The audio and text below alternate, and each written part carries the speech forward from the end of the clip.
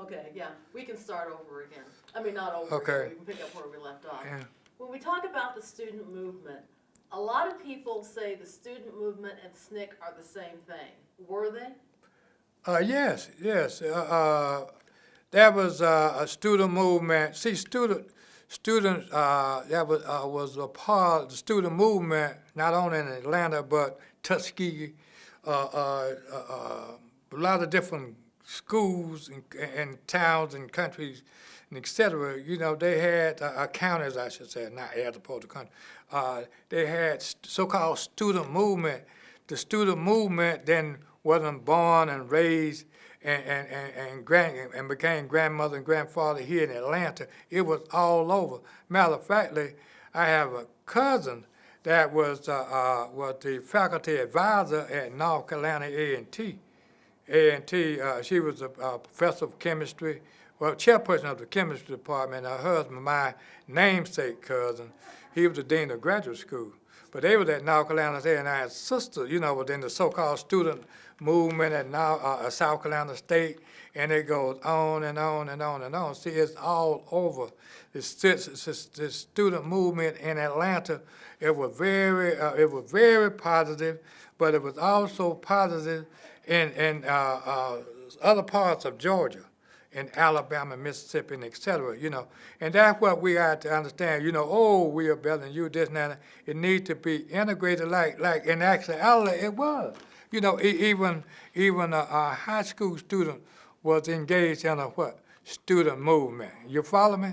And I know that because I set up a number of educational programs for children, you know, after-school programs and tutorial programs on the weekends and et cetera. You know, I organized the Spelman Morehouse campus once upon a time and had those children going to Carver Home and the villages and et cetera to tutor these children in the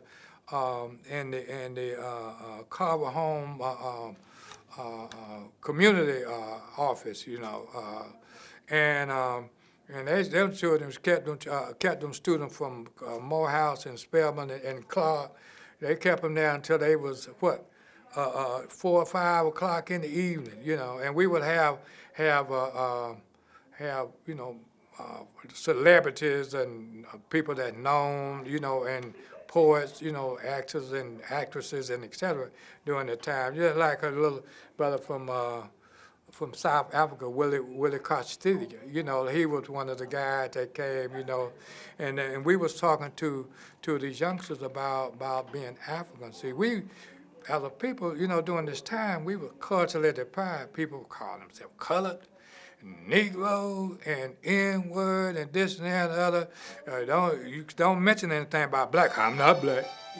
You know, you understand what I'm saying? Okay, let me cut this out. Sorry about that. Okay, let me cut this off. Man, I'm sorry about that. That's fine. We had to stop there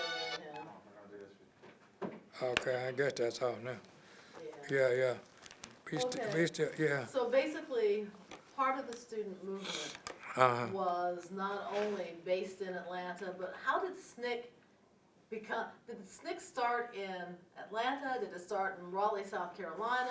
How did SNCC grow from the student movement, or vice versa? But see, in other words, it was students from all over was challenged to meet in Raleigh, North Carolina. Like during that time, I wasn't in the country then, okay? But anyway, they was challenged to meet, and they met. And then some of the student movement people went to North Carolina, and they, you know, came together, et cetera, et cetera, et cetera. And but like some of the students from Nashville, you know, there and all over, et cetera, you know.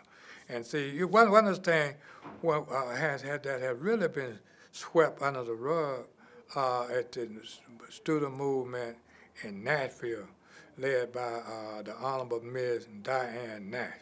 You know, I take the position that she was a very historic figure, you know, in the movement, especially during the Freedom Rides and et cetera, you know, when the federal government tried to shut it down.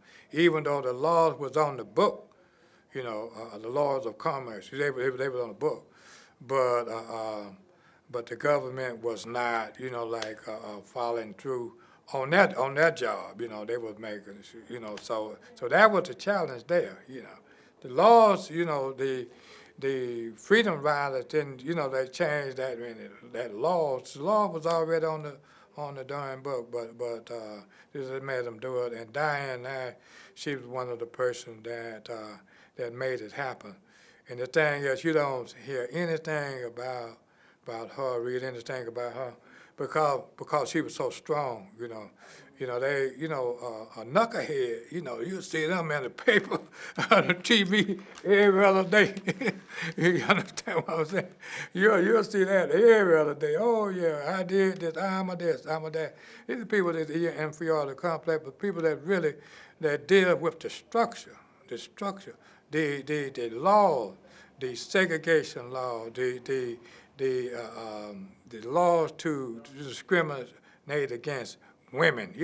Before the movement, women, white women in particular, was second-class citizens. We pulled them up by their so-called bootstrap. And they were involved in the movement also. They were. Yeah. And one of the things I noticed in the student movement, you had a lot of women, basically because you were so close to Spelman. Sure. That did a lot. Of in course, the student yeah. movement and in SNCC. Sure. And that was very different from SCLC. Oh yeah.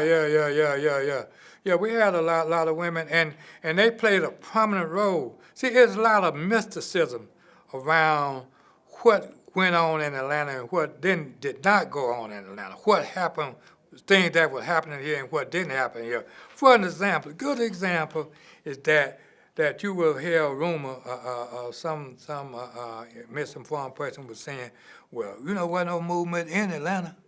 Wasn't no movement in Atlanta. The student rights, civil rights movement wasn't in Atlanta. Now, the Student Nonviolent Coordinating Committee headquarters was at second headquarters, 18 Raymond Street, the first one, but second one at 360 Nelson Street. That's right around the corner, 360 Nelson Street, right? The headquarters. Then the SCLC was down on Auburn Avenue, the headquarters, right? Now that's by saying that those were just two groups, okay? But that's just like saying that the Pentagon don't have anything to do with what's going on in Afghanistan, Vietnam, McDonald, Columbus, Georgia, Fort Bliss, Texas. You follow me?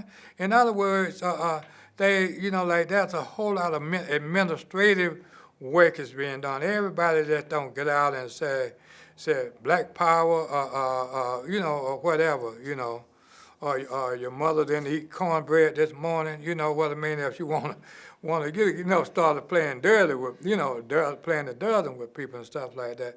But getting back to see, in other words, one of our main problems was our people being culturally deprived. I mean, to the extent, and then they had a certain amount of fear because of the lack of understanding who they were. You understand what I'm saying? Who they were.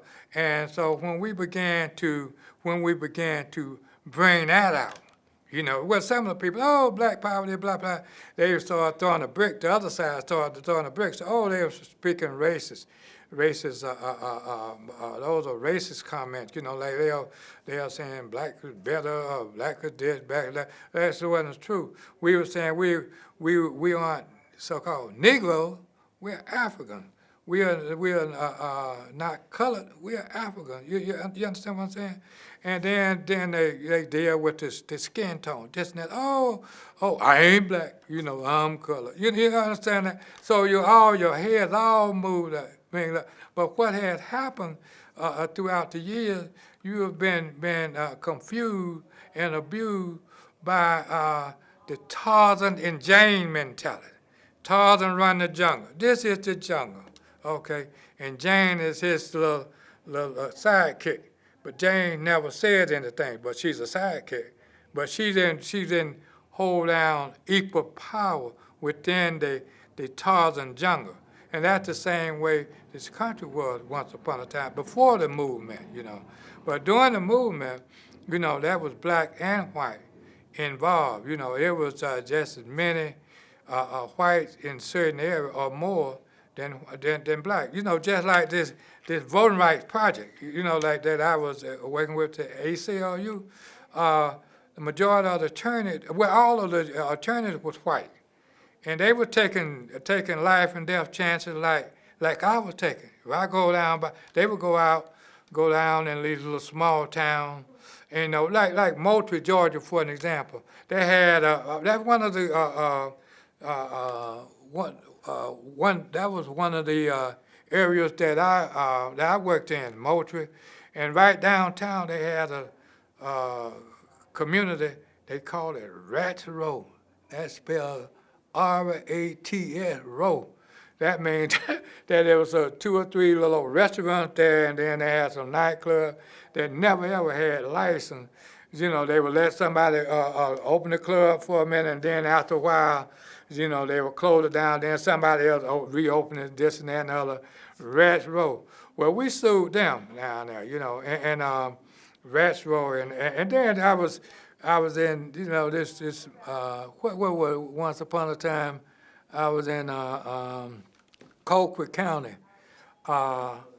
and no, that was Rats Row with Moultrie. Let me see. Wait a minute. Let me see. Well, yeah, we was in Colquitt County once upon a time also, and anyway, I was taken by a cab driver to this VFW American Legion. I was asking, you don't have a VFW here? Oh, yeah, it's one over here. We went over this place, and anyway, we went over there, and so I was introduced by the cab driver to the person that was in charge of the VFW, American Legion, one or the other. And oh yeah, so you represent then Mr. Cross and the NAACP. You work with the, I said, no, I represent the ACLU. And he said, yeah, okay, so. And then we talked for a minute, and finally, to make a story short, where are you living? I said, well, I'm living at this motel around, and that was a Klan motel, for real. And, it was a Klan motel. I was like, what? You living over there? And then, those little places, those little clubs, VFWs, et cetera, they have a blue room on the side, for the little club. And anyway, well, shut down the jukebox, tell everybody to come over here. Said, Son of Roy, he's down here from Atlanta, and he's living over in this motel by himself. And the president of the NAACP had this brick home. I'm sorry, had this brick home, and he had this brick home, and he ain't nobody living in it but himself, right? And anyway, and this is a Klan hotel. So what you want? All I want to buy me a beer, didn't that? I said, no, but to make the story short. But I just had to tell him, look, I didn't come down here to be, entertained. I came down here to win this lawsuit. It's just that simple. I'll be okay. I'll be okay with this. Ain't nobody gonna bother me. I know how to take care of myself, and that's the way it was. When you're in these little areas, you do, you take care of business. Like in Thompson. Like I lived in this suite in the Cotton Patch Motel. That's the name of it, for real. And look here, and it was so sweet. This is something like this, and it had a door that divides. And divide the so-called room. But you can hear everybody on the other side, so these white guys, they'll be on the other side. I'll be in the room by myself. And then they have the door, plywood, with about thin as a fingernail, right? But anyway, I would hook, one of them old-fashioned porch screen, porch lock, on that little door, on that little wood. And then I'll put a little nightstand there, and I'm satisfied. Because I wasn't worried about anyone bothering with me, You understand what I'm saying? I wasn't concerned about that, and thank God, I never did lose any sleep. But I knew how to sleep with one eye open and one eye closed. I'm not crazy, but I wasn't restless because I had to go through those books, and some of the notes and the information they had on record that I had to go through to try to grasp some information that would so we could prevail in the lawsuit that we was engaged in. That means I had to keep my eyes open. I had to keep my eyes open, and you cannot do research being half-ass paranoid. You understand what I'm saying? Looking over your shoulder, a ghost coming here. Now that never was a problem with me, for real. I didn't have any problem in these little small towns and stuff. After I left where I was going, after I left the courthouse, I would be there before they opened up. What time y'all get here? What time you supposed to be here? What time y'all close? And I would stay, make sure I made overtime. Well, keep them a little late, because they were making me uncomfortable for being 250 miles away from the headquarters, So We have to wrap that up and move on to the Sure. topic of Julian Bond. Sure. When did you meet him? What do you remember about him? I met Julian in the '60s, and as a member of SNCC, how did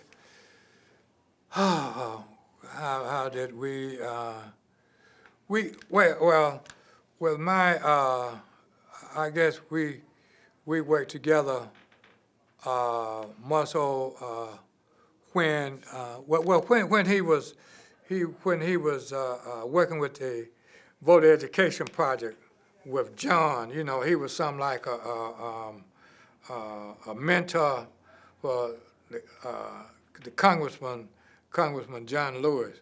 Okay, he used to go down every summer with John Lewis to little small town and talk to rural people and continue to encourage them to register and to vote and tell their friends and associates and et cetera to do likewise and et cetera. He was good at that. He used to carry John around just like he was a little brother. You understand what I'm saying? Him and John, you see one, you will see the other, and I met him then. We were doing on occasion. We did some work for the voter education project. Up in the time that Vivian Malone Jones was there, she was after John Lewis left. She became the chairperson of the voter education project, And we were right next door to the ACLU. We had all the law books. You just couldn't match the button. You couldn't match that button. You had to open them books, see. And we had all of those, and we used to wear them out. We day and night, So et cetera. was Julian ever involved with the ACLU? Yeah, from a distance. All of us, it was something like a group.